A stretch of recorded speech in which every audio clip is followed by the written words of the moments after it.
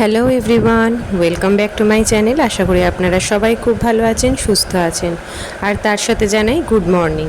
আর এখানে সকাল সকাল আমরা চা করে নিয়েছি। চা খেতে খেতে এখানে আমার হাজব্যান্ড দেখাচ্ছিল হচ্ছে কিভাবে মাছের একটা রেসিপি বানানো যায়। তো সেই মাছের রেসিপিটা বানানোর জন্য আমার কাছে জিনিস কিছু কম ছিল, মানে ছিল না। তো তার জন্য এখানে লাগতো হচ্ছে দইটা ছিল না আমার কাছে, টক দই। আর এখানে কাজু বাদাম আর আলমন্ড বাদাম এইগুলো আমার কাছে ছিল না। তো এগুলো আমি ব্লিঙ্কিট থেকে অনলাইনে নিয়ে আসলাম। আর দুধের প্যাকেট আমি নর্মালি নিয়ে এসেছি। আর এটা হচ্ছে কোকোনাট মিল্ক, এটাও ওই মাছের রেসিপিতে লাগবে। তো আর কি রোববার দিনকে থাকলে ও মানে নিত্য নতুন রেসিপি ট্রাই করার জন্য আমাকে বলে, ও নিজেই দেখে দেয় আর কি। আর তার আগে ব্রেকফাস্ট করে নিলাম একটু ম্যাগিটা একটু ওই RCM-এর ম্যাগি, নতুন ম্যাগি আমরা ট্রাই করলাম। তো প্রথম দিন একটু ফ্রাইড ম্যাগি। তো ম্যাগিটা ভালোই হয়েছিল খেতে, মানে টেস্ট লাগছিল। বাচ্চাদের জন্য খুবই ভালো, একদমই ঝাল ছিল না, মানে খুবই ভালো ছিল। তোর কেমন লাগছে সোম? বেশ অন্যরকম, ঝালও নেই বল ম্যাগিটা, খুব সুন্দর। অথচ পুরো মশলাটাই দিয়েছি, পুরো প্যাকেটের যে মশলা থাকে সেই মশলা পুরোটাই দিয়েছি, তাও ঝাল হয়নি, ভালো। তো আমি এখন চলে এসেছি হচ্ছে রান্না করবো এবার দুপুরে। এখন 11টা বাজেনি, এখনও রান্না করতে আসবে। তো আজকে অনেক রকম পদের হবে, তো তার জন্য আমি আগে থাকতে একটুখানি লেগে গেছি। তারপরে যখন রান্নার যে ভাবনাটি আছে, ভাবনাটি আসবে, এসে রান্না করবে। তো আজকে কী রান্না করবো সেটা একবার আপনাদের দেখিয়ে দিই। কালকে শনিবার গেছে, আজকে হচ্ছে রবিবার। আর শনিবার আমরা তো মাছ টাছ কিনে রাখি, আপনাদেরকে আগেও বলেছি। তো আজকে তো রবিবারে রান্না কী হচ্ছে সেটা দেখিয়ে দিচ্ছি আপনাদের। এখানে একটু প্রন আছে, অল্পই আছে প্রনটা। তো এই প্রনটা আমি বাটা করব।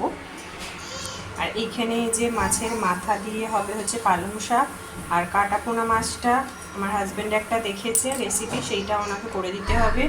আর এই হচ্ছে পাবদা মাছটার সর্ষে পোস্ত দিয়ে ঝাল হবে। তো এখন এটাই দেখালাম, তারপরে রান্না করার পরে আপনাদেরকে দেখিয়ে দেবো। আর এইমাত্র একটা পার্সেল এলো, পার্সেলটা খুলবো। আমার রান্না করে নিই, তারপরে আপনাদের সাথে পার্সেলটায় কী এসছে সেটা আমি আপনাদের সাথে শেয়ার করব।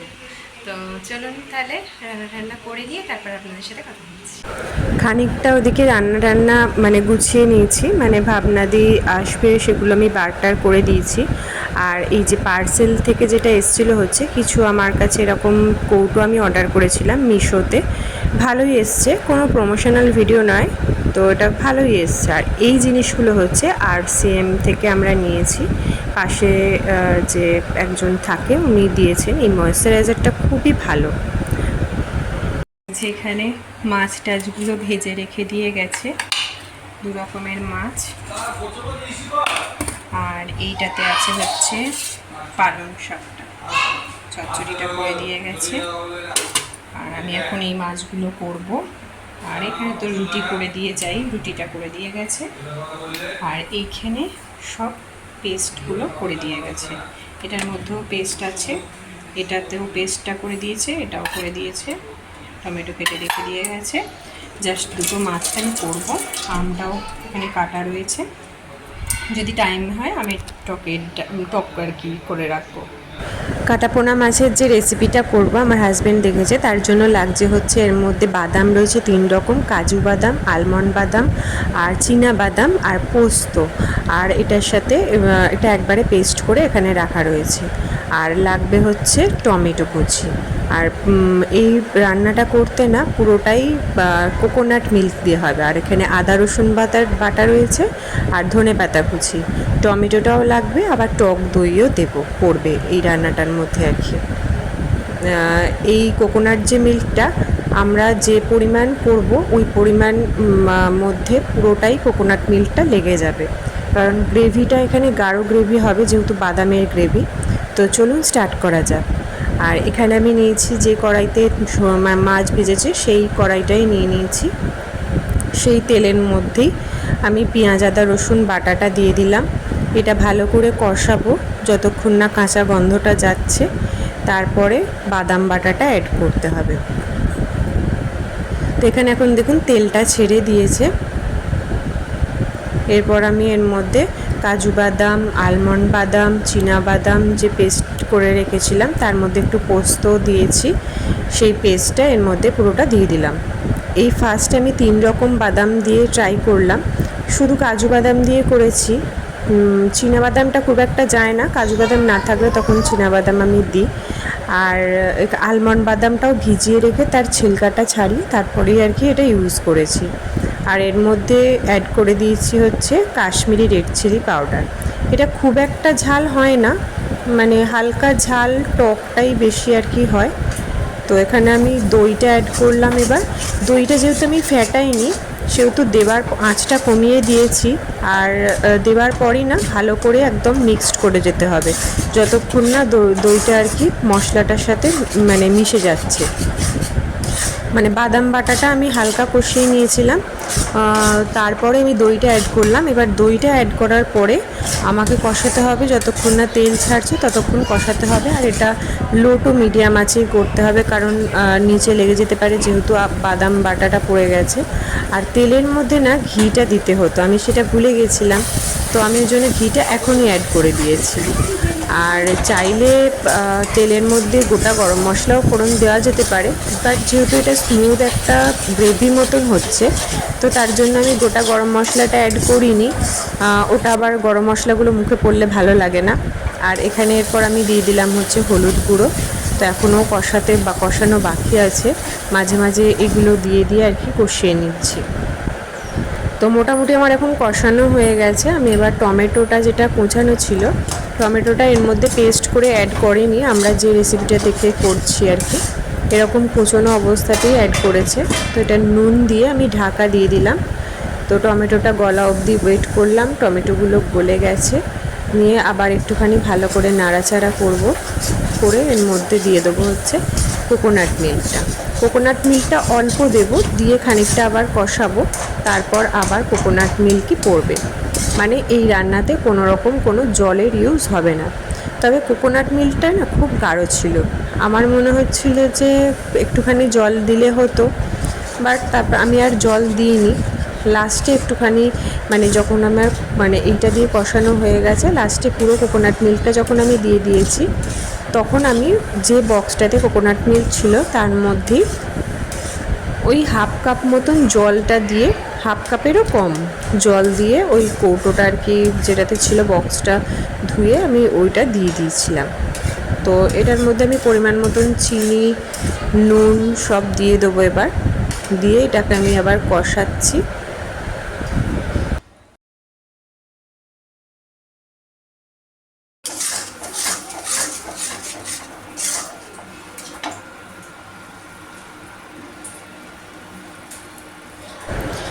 আমি এখন এবার কষানো আমাদের মোটামুটি হয়ে গেছে আমার। এবার বাকিটা যে কোকোনাট মিল্কটা ছিল সেটাও দিলাম, আর একটুখানি ওই বক্সটাই জল দিয়ে আমি একটুখানি দিয়ে দিলাম। মানে আমার কোকোনাট মিল্কটা খুব গাঢ় মনে হচ্ছিলো, তো তার জন্য আমি একটু জল অ্যাড করলাম। আপনারা যদি ট্রাই করেন এই রেসিপিটা তাহলে জল অ্যাড নাও করতে পারেন, সেটা আপনাদের চয়েস অবশ্যই হবে। তো এটা ফুটে উঠেছে, ফুটে ওঠার পরে এটা মাছগুলো দিয়ে তারপর আমি ঢাকা দিয়ে দেবো। আর এই মাছটা আমি 4 জনের মতন করেছি, এটাতে না বেশি রসুন লাগে না, 4টে বড় কোয়া রসুন, একটা মিডিয়াম সাইজ পেঁয়াজ আর অল্প 1 ইঞ্চির মতন আদা, ব্যাস। পেঁয়াজ আদা রসুনটা বেশি লাগে না, পেঁয়াজটা আদা রসুনের থেকে একটু বেশিই গেছে, আর রসুনটা খুব একটা লাগেনি। এই মাছের রেসিপিটা রেডি। একটু লাস্টে একটু ধনে পাতা আর একটু গরম মশলা গুঁড়ো দিয়ে আমি এটা ফিনিশ করলাম। এবার এটা আমি নামিয়ে নেবো। এবারে এমনি নর্মালি যেরকম পাবদা মাছ সর্ষে পোস্ত দিয়ে করে সেটাই আর কি করবো। এই রেসিপিটা একটুখানি অন্যরকম বলে। খাওয়া দাওয়া শেষ করে তারপরে আমরা চলে গেছিলাম হচ্ছে সিনেমা দেখতে। সানডে তো কোথাও না গেলে তো নয়, মিঠিকে রেখে গেছিলাম মায়ের কাছে। আমরা একটা ভূত বাংলো যে সিনেমাটা বেরিয়েছিল, সোমকে বারবার বলা হলো তুই ভয় পাবি, বাট ও বললো না আমি দেখতে যাব। তো আমি বললাম ঠিক আছে নিয়ে চলো। বাট ওর গিয়ে ওখানে যা অবস্থা হয়েছিল ফার্স্টেই, যে মানে মিউজিকগুলো ভয় হয়তো সেরকমের থাকে না, কীরকম মিউজিকটা এমন দেয় মানে বাচ্চা মানুষ আর কি ভয় পেয়ে যাবে এই আর কি। তো আমরা এই যে মোটামুটি চলেই এসেছি। এই যে লেফট সাইডে এটাই হচ্ছে সিনেমা হল, এটা হচ্ছে মেহুল সিনেমা হল আর কি সিনেমাটার নাম, সিনেমা হলটার নাম। তো খুবই ভালো আর কি সিনেমা হলটা, তাই আমরা এটাতেই আসি বারবার।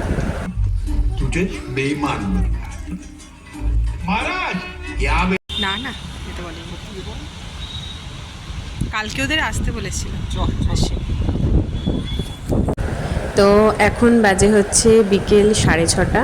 এখন আমরা বাড়ি যাচ্ছি। মিঠি ঘুম থেকে উঠে পড়েছে, এখান থেকে 10 মিনিট মতন লাগে আমাদের যেতে। খুবই হাওয়া দিচ্ছে, খুবই হাওয়া চলছিল। তারপর বাড়ি গিয়ে মিঠিকে রেডি করে মিঠিকে নিয়ে আমরা চলে গেছিলাম হচ্ছে এখানে যে পোর্টটা আছে, মানে বেদি পোর্ট, এয়ারফোর্সের রাস্তা এটা পুরোটাই। এখানে হচ্ছে নুন তৈরি হয়, এখানে সমুদ্রের যে জলটা খানিকটা করে আটকে রেখে সেখানে জলটা শুকিয়ে সেখান থেকে আর কি নুন তৈরি হয়। তো এখানে মারাত্মক হাওয়া দিচ্ছিল, মানে স্কুটি চালানোই যাচ্ছিল না, এতটাই হাওয়া দিচ্ছিল। মানে ফার্স্টে ওর বাবা বললো যে যেখানটাতে মেন আর কি সমুদ্রটা রয়েছে সেখানে যেতে পারবো না, এখান থেকেই দেখে নাও। তো আমরা এখানে ফার্স্টে একটু দাঁড়ালাম। এখানে যে জলটা কিন্তু একদমই কম, মানে আপনি নামলে পায়ের চেটোটা অবধি জলটা আসবে, তার উপরে জল নেই। দেখে মনে হচ্ছে অনেকটাই জল, কিন্তু অতটাও জল নয়। আর এই যে গাড়িগুলো দাঁড়িয়ে আছে সব নুন নিয়ে যাবে বলে। আর ওই দেখুন দূরে একটা নুন ওখানে আর কি তৈরি হয়ে গেছে, নিয়ে ওখানটা ঢালছে। এখান থেকে কাঁচা নুনটা যায়, তারপরে অনেক রকম তো প্রসেসিং থাকে, রিফাইন হয়ে তারপরে আমাদের মার্কেটে আসে। আর এইটা হচ্ছে ইন্ডিয়ান নেভির গেট। আর এই লেফট সাইডেও রয়েছে নেভেল ইউএনসি ইউনিট একটা রয়েছে। আর তো চলুন তাহলে আজকের মতন ভিডিওটা এখানে শেষ করলাম। আর এখানে দেখুন জলটা চলে গেছিলো অনেকটা, 7টা বেজে গেছে, তো ওই জন্য জলটা চলে গেছে। জলটা চলে যায় আবার আসে, এরকম আর কি হয়, জোয়ার ভাটা যেটা। তো চলুন তাহলে আজকের মতন ভিডিওটা এখানে শেষ করছি। সবাই খুব ভালো থাকবেন, সুস্থ থাকবেন, আনন্দে থাকবেন। আমার ভিডিওটা কেমন লাগলো অবশ্যই কমেন্ট করে জানাবেন, আর যদি ভালো লাগে অবশ্যই একটা লাইক করে দেবেন। তো চলুন তাহলে আজকের মতন ভিডিওটা এখানে শেষ করছি। সবাই খুব খুব খুব ভালো থাকবেন। আর এখানে মিঠি তো উড়ে যাবে বলে, এতটাই হাওয়া দিচ্ছে, উড়ে যাবে বলে শক্ত করে ওখানটা দাঁড়িয়ে আছে ধরে। তো চলুন তাহলে টাটা আজকের মতন।